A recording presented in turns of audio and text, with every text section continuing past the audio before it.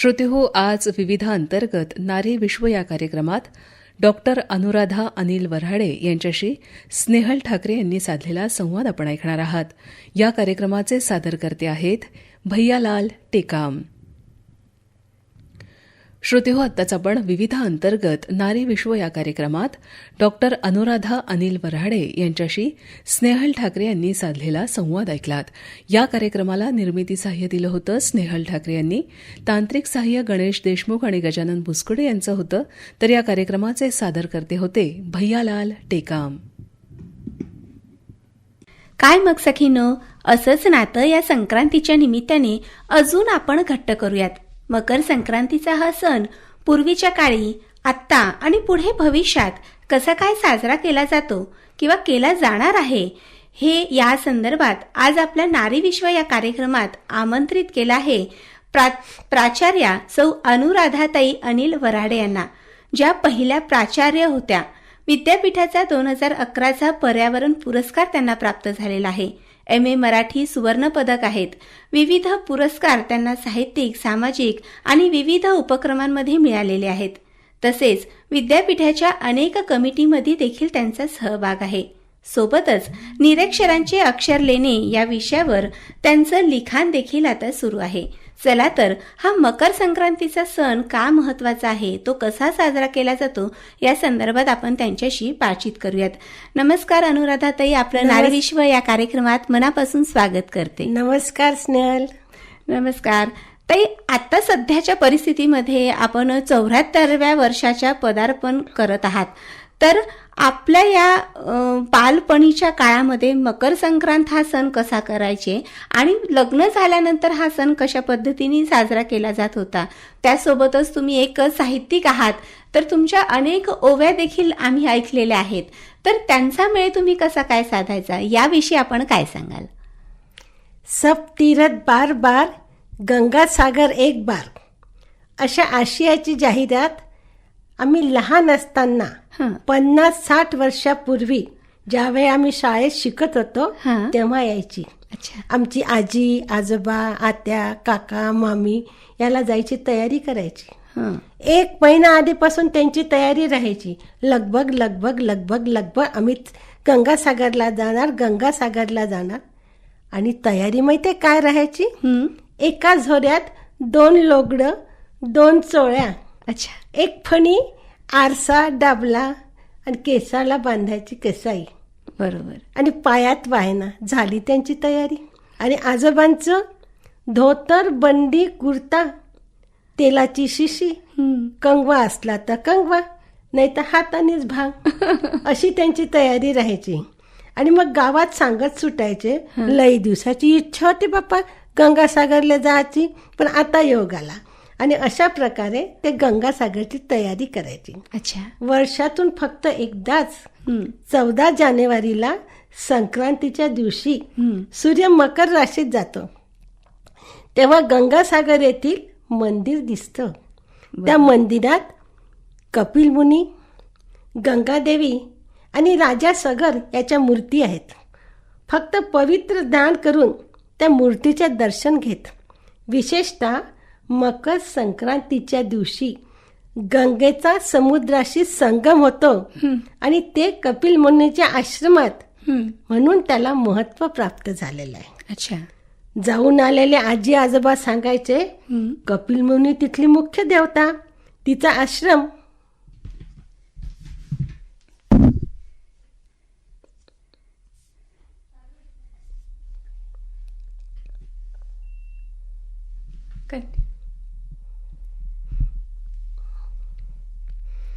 कपिल मुनी तिथली मुख्य देवता, तिचा आश्रम, आणि आश्रमात मंदिर कुणाचं? गंगादेवीचं. राजा भगीरथाच्या मांडीवर घेतलेल्या गंगा नदीचं रूप. राजा सगर कपिल मुनीच्या शापामुळे ज्याचे 60,000 पुत्र भस्म झाले होते. आणि हनुमानजी शिवाय तर गावच नाही. मारुती आणि गाव, आता तर खूप मारुतीचे मंदिर गावोगावी झाले आहे, पण मारुतीचं शिवेला गाव पूर्वी राहायचंच. म्हणून मकर संक्रांतीला आम्ही स्नान करून आलो. तुम्ही या सर्व पाप पुण्य तुमचं होईल, पाप धुवून जाईल, पुण्य पदरी मिळेल, अशी श्रद्धा होती त्यावेळेसच्या लोकांची. जो चुलता आजा गेला नाही ना, तो कुचिन मनाने म्हणायचा गेले आणि काय केलं एवढंच ना. मग तेव्हा आमचे चोकटाईचे आजोबा सांगायचे, तुला काय वाटलं आम्ही मजा करायला गेलो होतो का माशा मारायला गेलो होतो. कपिल मुनीला अश्वमेघ यज्ञाचा घोडा चोरल्याचा आरोप लावला होता. अच्छा. म्हणून या अपमानाने अपमानित होऊन क्रोधित झालेल्या कपिल मुनींनी शाप दिला आणि ह्या शापामुळे सगर राजाचे 60,000 पुत्र भस्म झालेत आणि त्यांची आत्मा फिरत राहिले. भगीरथाने गंगा पृथ्वीवर आणून त्यांना मोक्ष मिळवून दिला. आणि हो, हे सांगायचंच विसरलो, अनेक पिढ्यांनंतर सगरच्या वंशाचाच भगीरथ हा राजा. अच्छा. त्याच्या कठोर तपस्येमुळे गंगा नदीला पृथ्वीवर आणलं. गंगाजल त्यांच्या भस्मावर झालेल्या शरीरावर पडलं आणि त्यांना मोक्ष मिळाला. म्हणून त्या नदीला भगीरथ म्हणतात. आमच्या लहानपणी आई आमच्यासाठी तिच्या जुन्या जरीच्या काठाच्या लुगड्याचे परकर फुलके आमच्यासाठी शिप्याकडून शिवून घ्यायची. जत्रेतून आणलेल्या बांगड्या, गळ्यातले मण्याचे हार, केसाचं गंगावन, गजरे, डोळ्यातलं काजळ, कपाळावर बिंदी, हातभर बिल्लूर असं नटून ठटून आम्ही 10-12 वर्षाच्या परकरी पोर हातात सुंदर क्रोशाच्या नक्षीदार विणलेल्या विविध रंगी धाग्यांच्या रुमालाने झाकलेलं घेऊन त्यात एक मोठी वाटी तिळा गुळाची आणि छोटी वाटी हलव्याची आई, काकू, आत्यानी प्रेमाने फुललेला चुलीवरचा तो हलवा राहायचा. कधी तिळावरती, कधी साखरेवरती, तर कधी साबुदाण्यावरती. आणि हळूहळू त्या गंगाला कुठला तरी जिलबीचा रंग, एखाद्या हिरवा रंग, लाल रंग असा चढलेला राहायचा. आई सांगायची, प्रत्येक गल्लीतल्या पहिल्या घरापासून तिळगुळ देत जा, मोठ्यांना नमस्कार करा, काकू, आत्या, मामीले तुमच्या गप्पात अडकून ठेवू नका, तुमच्यासारख्या रिकामचोट नाहीत त्या, त्याला पूजापाती आहे आणि पूर्णाचा नैवेद्य करायचा आहे. तुम्हाला सांगतो, एकही घर सोडू नका. मंदातच आजी वोऱ्याने म्हणायचे, पोट्टे हो, कोणाशी कट्टी असन, भांडण झालं असन तर घर सोडू नका, तिच्या घरी जा आणि तिच्याशी बोली करून या, तिला तिळगुळ देऊन द्या. आम्ही तिळगुळ देत गल्ली बोळीतून फिरताना कलकल करत होतो. आमच्या बांगड्यांची किणकिण, पायातला पैंजणांचा आवाज ऐकला की दाराच्या बाजीवर बसलेले गोधडीतले आजोबा घरात आवाज देत, अव अव अव अव पोराची माय, पोरी आल्या तिळगुळ घेऊन, त्याला तिळाचे लाडू दे. आम्ही सर्वांना तिळगुळ देत होतो, नमस्कार करत होतो आणि आमच्या वाटीतल्या तिळगुळाचे बक्केही मारत होतो. नमस्कार केला की डोक्यावर हात ठेवून आशीर्वाद मिळायचा.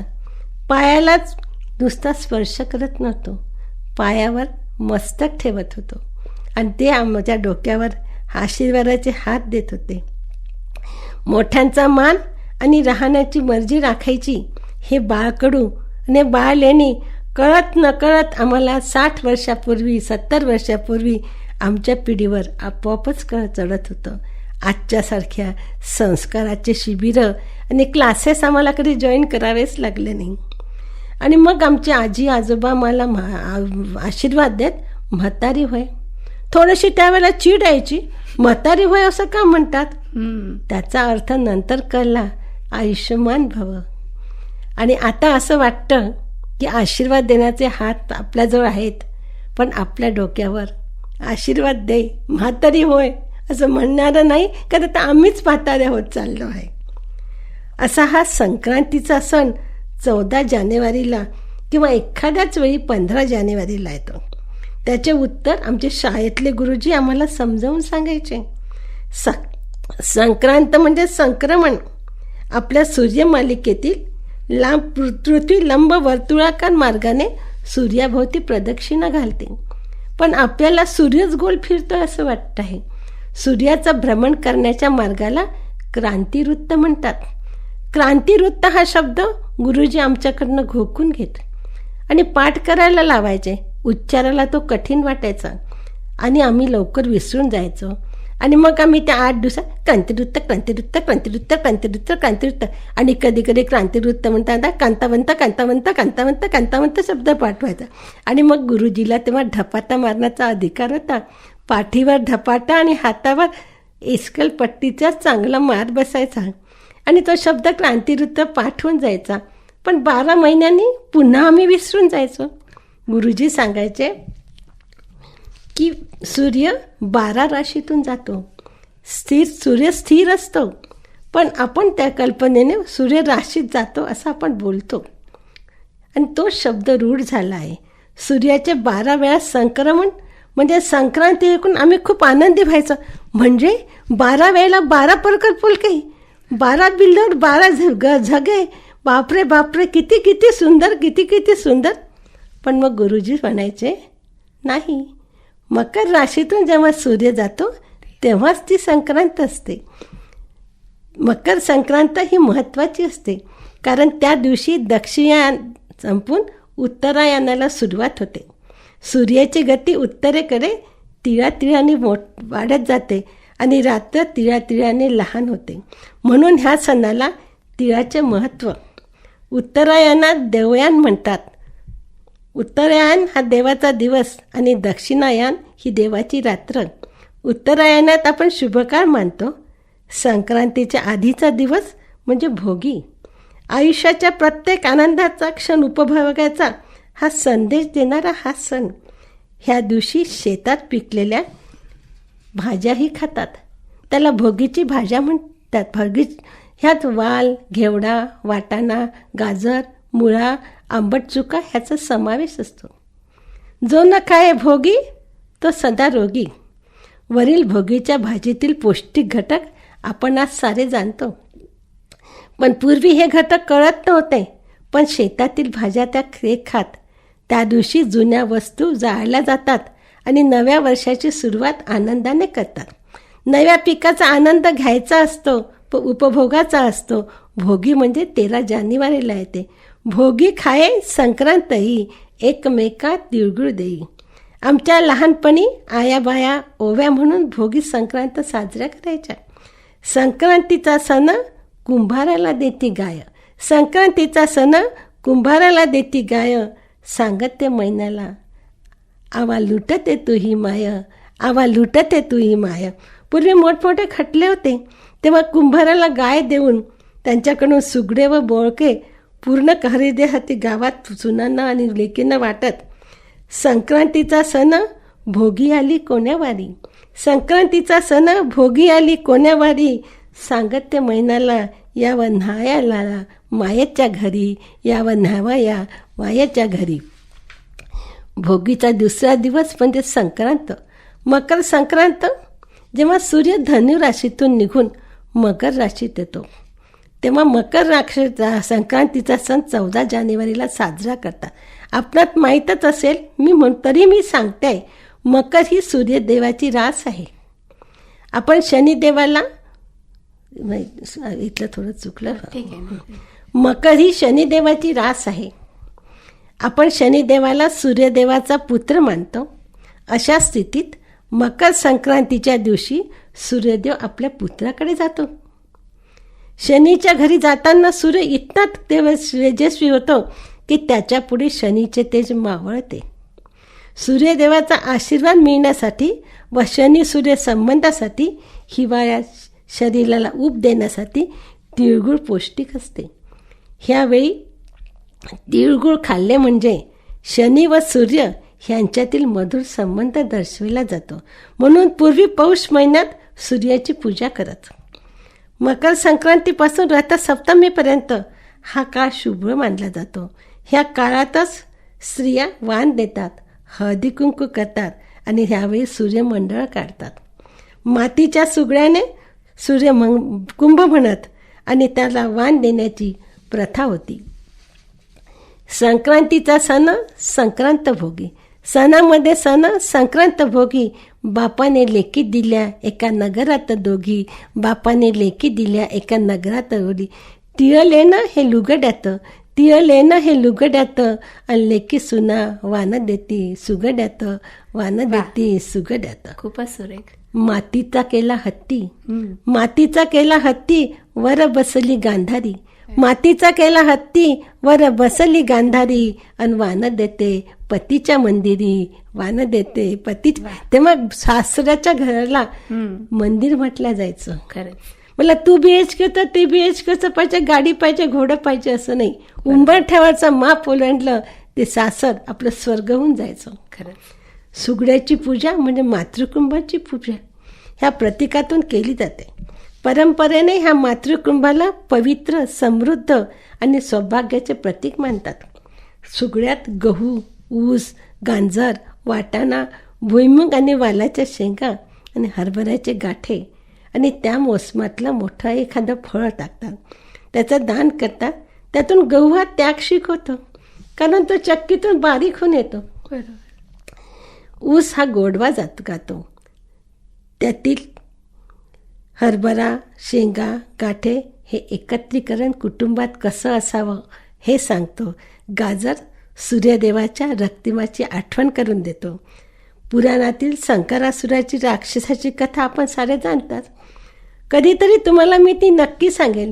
आज तर सांगायला आपल्याला वेळ नाही आहे. संक्रांतीचा सण पर्व काळातील दिवस, संक्रांतीचा सण पर्व काळातील दिवस, लेकी सुना भाव जया, आधी तुळशीला वरस, आधी तुळशीला वरस. तेव्हा आई आजी सांगायची की एक पान बाई देवाजवळ ठेव आणि दुसरं तुळशीला देव. तुळशी माय आहे, देव ज्याजवळ ठेवलं आपल्या मायला वाण दिलं पाहिजे. बरोबर. संक्रांतीचा सण हळदी कुंकवाचा मान, संक्रांतीचा सण हळदी कुंकवाचा मान, बाळ जन्मले सान, त्याचे तिळ रेवडीने बोरणानं, त्याचे तिळ रेवडीने बोरणानं.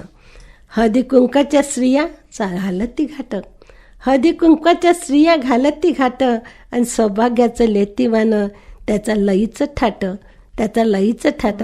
कारण पूर्वीच्या काळी त्यांना असं थाट वगैरे करायला वेळ नव्हता. बरोबर. आपली कामं, आपले दोन लुगड्याचा जोड घरात नेसायचा, दिवसभर कामं करायचे, 5 वाजता भांग मारायचा, देवाजवळ दिवा लावायचा आणि पुन्हा आपल्या स्वयंपाकघरातल्या चुलीजवळ बसायचं. खरंच. त्यामुळे आता जो आपण वारंवार हे करतो त्यावेळेला अशा एखाद्या सणाला त्या एकमेकीशी चर्चा करायच्या.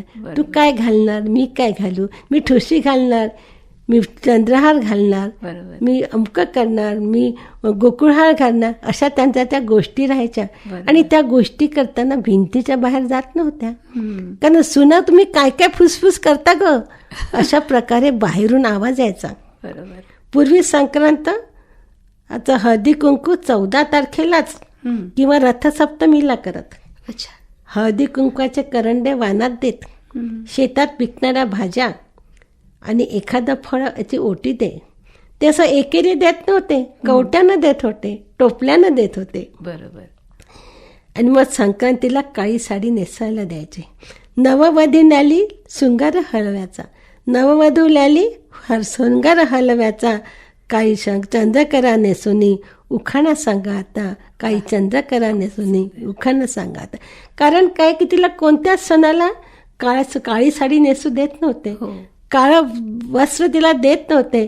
आणि म्हणून कालांतराने, पुरातन काळानंतर मग संक्रांतीला तिला काळी साडी घ्यायची ही प्रथा आली. सुरुवातीला काळी साडीची नव्हती, पण माझ्या वेळेला काळी साडीची प्रथा आली होती. अच्छा. मी संक्रांतीला मला काळी साडी म्हणजे काळं पातळ मिळालं होतं मला, आणि मी काळं पातळ घातलेलं होतं. नेसता नव्हतं येत, आईनी आणि सासूबाईंनी मिळून नेसून दिलं होतं. अच्छा. आणि खूप मोठे मोठे उखाणे घेत, कारण उखाणे घेतात त्यांची मौज होती, त्यांची कला दिसत होती, त्यांच्यातली साहित्यिकता दिसत होती.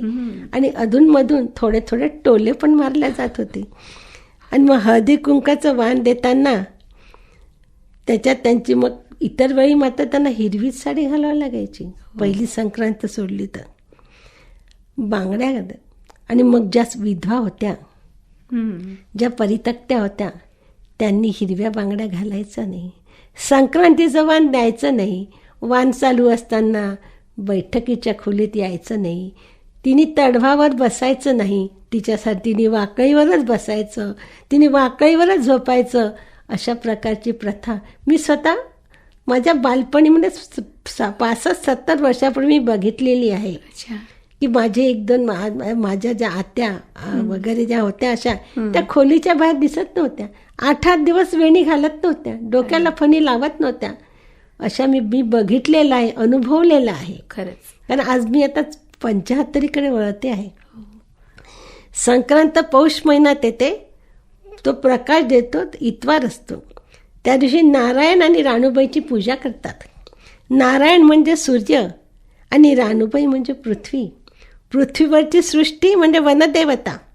नारायणाची पत्नी कालांतराने त्यातील काही शब्द लोप पावलेत. शब्द लोप करायची आपल्याला सवय आहे.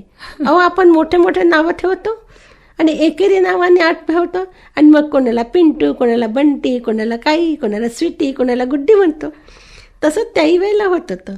नारायणातील रा आणि राणूबाईतील ई हे शब्द शिल्लक राहिलेत आणि मग पुढे त्यातील राई हा शब्द राहिला आणि मग राईचा देवराई झाला. देवराई म्हणजे आज आपण पूजेचं ठिकाण म्हणतो. तिथे सगळ्या प्रकारच्या औषधी झाडं असतात, पूजेचे झाडं असतात. आता झाडांची नावं सांगत नाही आहे मी. पौष इतवाराच्या व्रतामुळे स्त्रियांचे वांझपण नष्ट होऊन मातृत्व प्राप्त होते, अशी त्यावेळेला एक रूढ कल्पना होती. आपला हिरवा चुडा कायम राहिला पाहिजे, आपल्या पदरात मातृत्व पडलं पाहिजे. ह्या सगळ्या उद्देशाने संक्रांतीपासून रथसप्तमीपर्यंत हळदी कुंकू साजरं करत असे. पूर्वी स्त्रिया ओव्या म्हणत आजच्यासारखे DJ आणि असे रील्स बनवल्या जात नव्हते. आणि त्या ओव्या किती सुंदर होत्या. उगवला नारायण कायम मागूत आले, उगवला नारायण कायम मागूत आले, आयुष्य मागते माया जोडव्या कुकवाले, माया जोडव्या कुकवाले.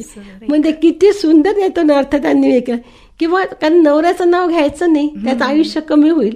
पण जोडवे आणि कुंकू हे तुम्हाला तेव्हाच घालायला मिळेल ना. बरोबर. उगवले नारायण अहेवाच्या वाड्या गेले, उगवले नारायण अहेवाच्या वाड्या गेले, माये की सुना येले कुकवानं लाल केले, माये की सुना येले कुकवानं लाल केले. उगवले नारायण राणूबाई तुहे पती, उगवले नारायण राणूबाई तुहे पती. त्याच्या रथाले वारू किती, त्याच्या रथाले वारू, वारू म्हणजे घोडे. उगवले नारायण घाई घाई, उगवले नारायण घाई घाई, रथासंग आल्या बाई बसून राणूबाई, रथासंग आल्या बाई बसून राणूबाई. जुन्या काही स्त्रिया सूर्याच्या आकाराचं गोल मोठं लाल कुंकू लावायचं. आज मॅचिंगची टिकली. आणि मग जर त्या ड्रेसवरती त्या साडीवर जर टिकली मॅचिंग होत नसेल तर लावायचंच नाही कुंकू. अशा प्रकारचं हे म्हणजे हा जो फरक आहे, खूप फरक नाही पडला, पण जसं आपण अवलोकन केलं असा फरक आपल्याला लक्षात येतो. बरोबर. 50 वर्षापूर्वी आणि आता संक्रांतीला तिळगुळ देऊन ओटी भरतात. नवीन सुनेला व लग्न झालेल्या लेकीला माहेरी बोलून हलव्याचे दागिने घालून काळी साडी देतात. तिळगुळ घ्या, गोड गोड बोला, हलव्याचे दागे घालून उखाणे घ्या, हे तेव्हापासून चालत आलेलं आहे. लहान बाळाचे पण 1 वर्ष ते 5 वर्ष लूट, पहिल्या वर्षी बोरनान. काळे झबले आणि हलव्याचे दागिने काढून त्याची नजर काढतात. बोर बोरी बोर बाळाला येऊ दे जोर, बोर बोरी बोर बाळाला येऊ दे जोर, आईच्या खुशीत खेळ रे बाळा, बाबाच्या खांद्यावर चढ रे बाळा, बाबाच्या खांद्यावर बडे पोर, आई बाबाला येऊ दे जोर, आई बाबाला येऊ दे जोर. म्हणजे तुझ्यावरच्या डोक्यावरच्या बोर ढाणामुळे तुझ्या आईबाबाला जोर येऊ दे, तुझं पालन पोषण चांगलं होऊ दे, हा त्या बोरहाण करण्यामागचा उद्देश राहत होता. हलव्याचे दागिने बोर नान हलवा साखर, बाळाची टिटल लावून काढा नजर, काढा नजर.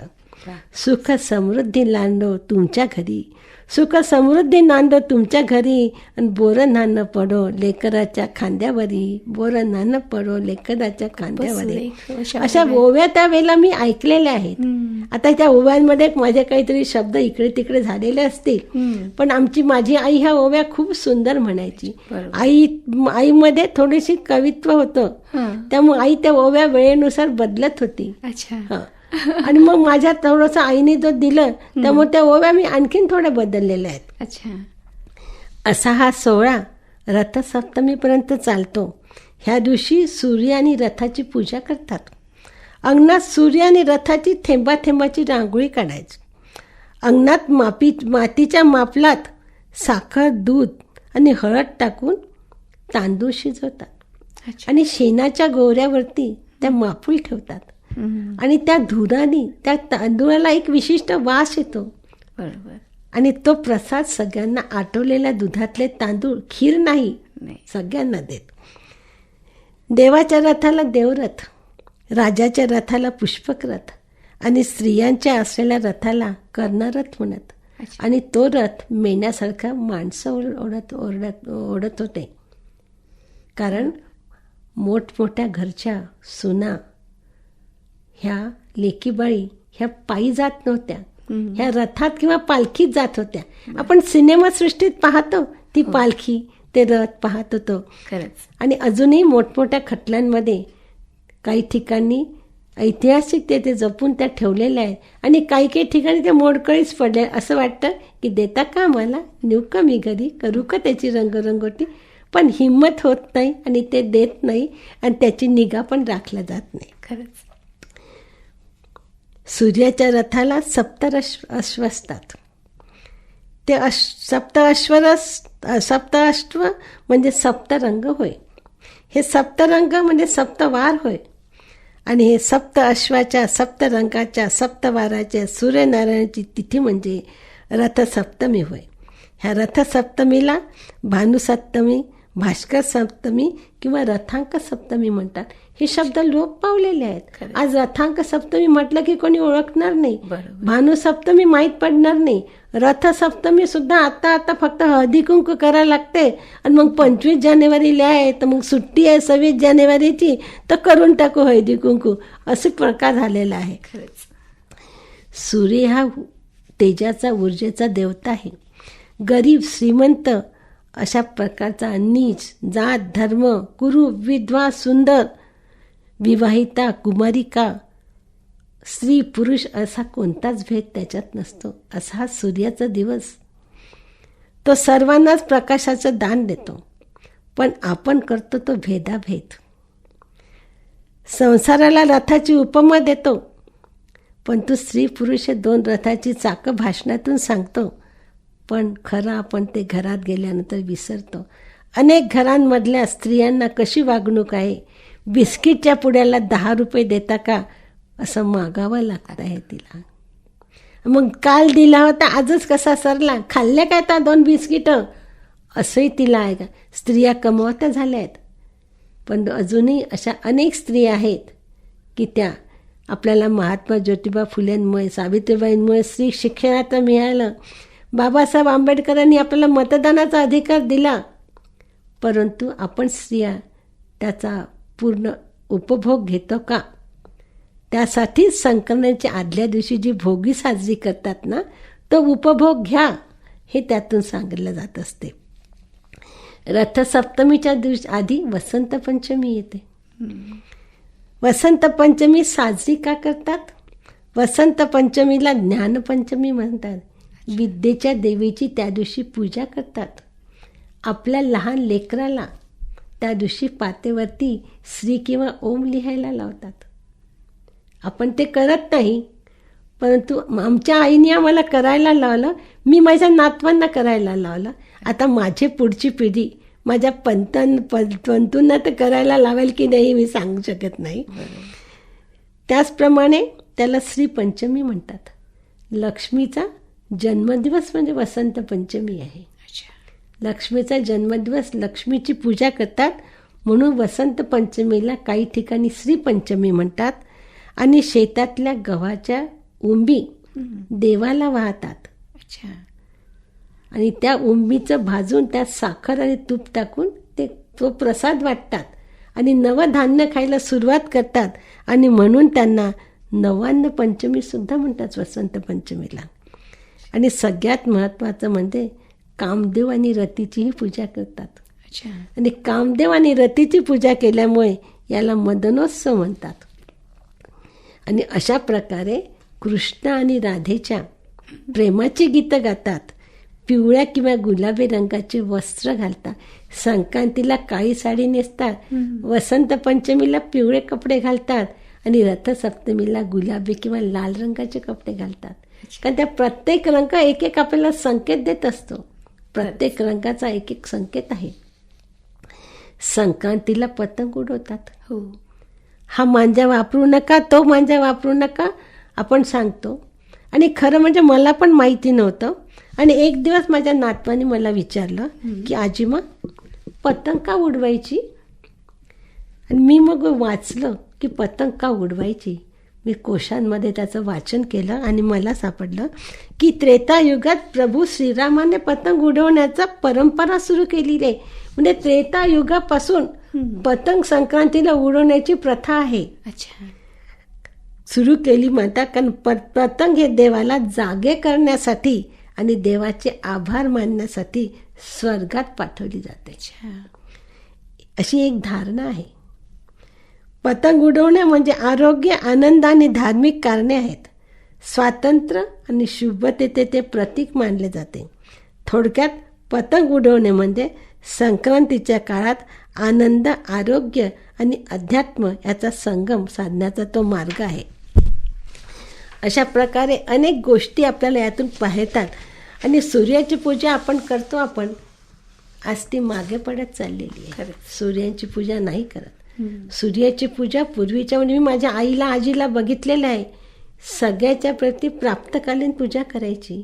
सूर्याला अर्घ्य द्यायची. तांब्याच्या पायच्यामध्ये त्यामध्ये लाल कुंकू, लाल अक्षत, एक दुर्वा, लाल फूल, गुळाचा खडा आणि गंगाजल टाकून सूर्याला अर्घ्य द्यायची.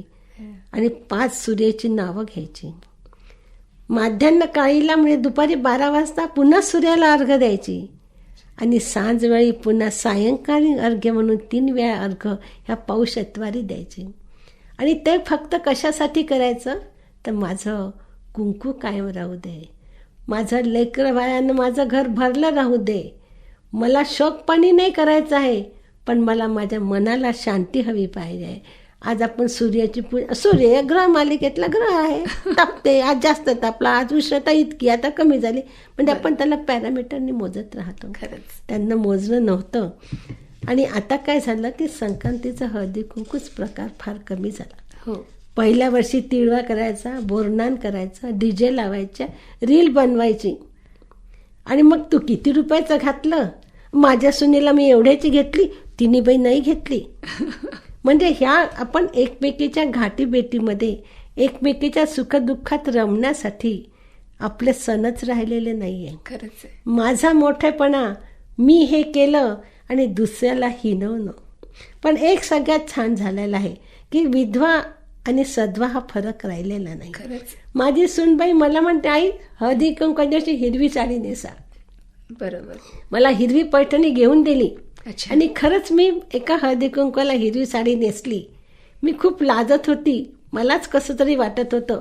1-2 स्त्रियांनी मला म्हटलं, अरे तुम्ही हिरवी साडी कशा काय नेसला, तुम्ही हिरवी साडी कशा काय नेसला. मी फक्त माझ्या सुनेकडे हात दाखवत होते. म्हणजे नवी पिढी आम्हाला जुन्या पिढीला अशी हात धरून चालवते आहे. खरंच आहे. आणि ते म्हणतात ना, जुन्या काळामध्ये जरी विधवा स्त्रीला कुठेतरी मागे घ्यायचं, तिला जी वाटणारी खंत होती, ती खंत आता या पुढे येणाऱ्या नवीन पिढीमुळे कुठेतरी कमी होणार आहे. आणि हा जो आनंद आहे तिच्याही आयुष्यातलं, कारण कोणाचं अस्तित्व हे आपल्या हातात नाही, देवानी जे दिलं आहे त्याला आपण कसं स्मरावं, त्याला आपण कसा आनंद हे करावा, ही आजची पुढची पिढी आपल्याला शिकवते आहे. आणि त्यांच्या आनंदापुढे आपला दुसरा कुठलाही आनंद नसतो. आणि एक विधवा असलं तर आपला नवरा गेला आहे ही भावना मनात आल्यापेक्षा आपण आपल्या पुढच्या पिढीसोबत तो आनंद अधिक दृढ करू शकतो. हे खूप सुंदर प्रयत्न मकर संक्रांतीच्या निमित्ताने या नवीन पिढीच्या माध्यमातून आपल्याला शिकायला मिळतं. आणि खरं म्हणजे असं आहे की रे तुमचं सौभाग्य गेलं कुठं? तेच ना, तुमचा सौभाग्यातला एक अंश गेलेला आहे. पण तुमचं सौभाग्य, त्याला तुम्ही सौभाग्य मानत होते, त्या सौभाग्यानं त्याचे लेकरं तुमच्या पदरात टाकले आहे आणि ते आयुष्यभरासाठी आपल्या त्यांना घडवणं हे तुमचं सौभाग्य आहे. खरंच तुम्ही मुलांना कसं घडवता हे तुमचं सौभाग्य आहे. ही माझी लेकरं मी अशी घडवलीत, खरंच हे तुमचं सौभाग्य आहे. कुंकू म्हणजे फक्त सौभाग्य नाही आहे.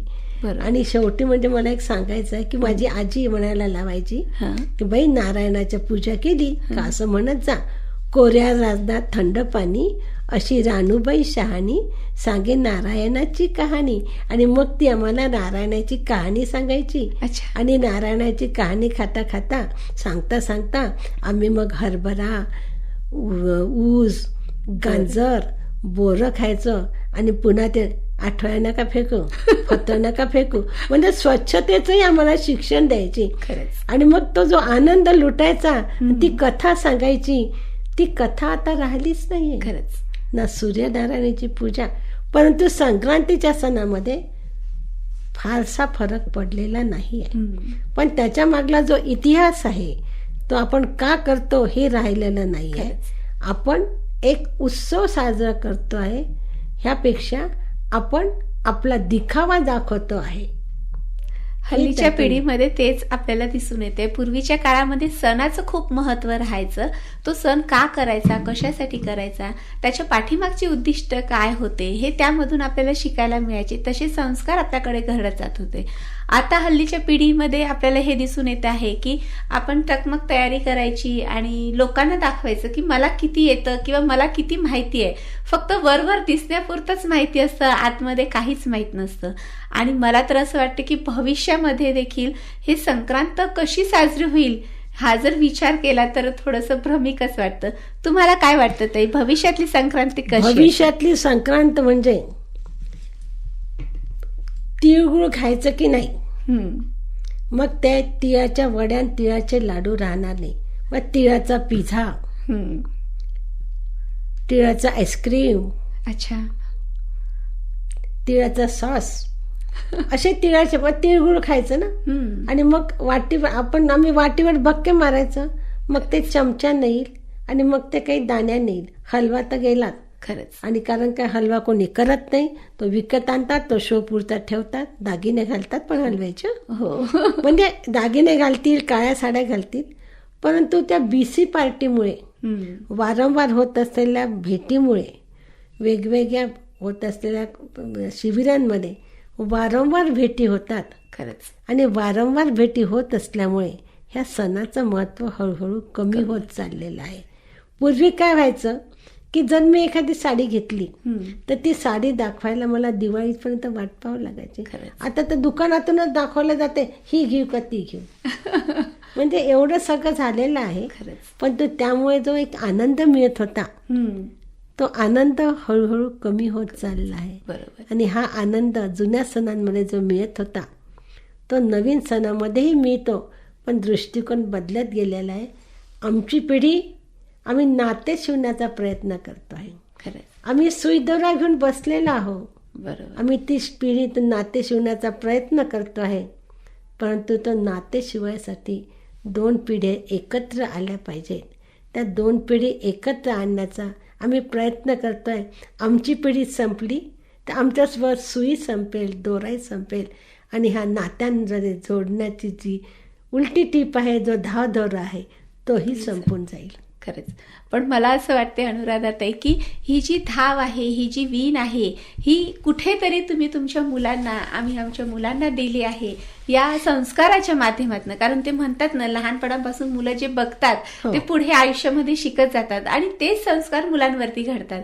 म्हणून मला तरी असं वाटते की तुम्ही जी सुई धाग्याने विणलेली वीण आहे हे नक्कीच आपले मुलं पुढे भविष्यात त्यांच्या मुलांना देतील.